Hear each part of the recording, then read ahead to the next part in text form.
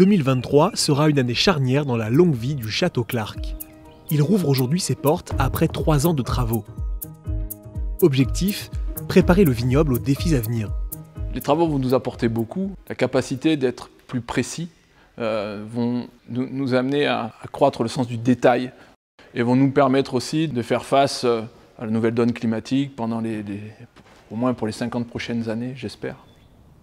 La refonte de nos chais, la refonte de tous nos aspects logistiques, l'utilisation d'une vinification par gravité, le contrôle optimisé bien entendu des températures et de l'hydrométrie. Tout ceci va permettre une gestion optimale de la qualité et de la production. Il y aura des enjeux colossaux, des enjeux de météorologie, des enjeux d'énergie, des enjeux de concurrence. Mais nous sommes maintenant prêts à affronter ces enjeux et je pense que les équipes sur place ont déjà prouvé leur capacité forte de résilience. 2023 est aussi une date d'anniversaire, celui de l'acquisition par le baron Edmond de Rothschild il y a 50 ans d'un domaine qui était alors à reconstruire. It was totally abandoned, but it was very well known. Pour Ariane de Rothschild, Château Clark représente sa vision d'entrepreneur.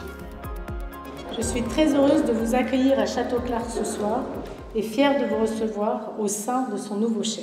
C'est une façon de toujours se challenger, essayer de se réinventer. Avec Benjamin, là où on a poursuivi tout en transformant l'histoire viticole de cette famille, c'est en ayant une vision des vins du monde. Et on a démarré après Edmond cette série d'achats et de partenariats dans différents endroits du monde, parmi les meilleurs vins de chaque pays, avec une méthode bordelaise pour montrer ce qui pouvait se faire de mieux de ce que nous on avait appelé la stratégie Wines of the World. Derrière les chais, c'est un autre Château Clark qui se dévoile, celui d'Olivia, Ève, Alice, Noémie.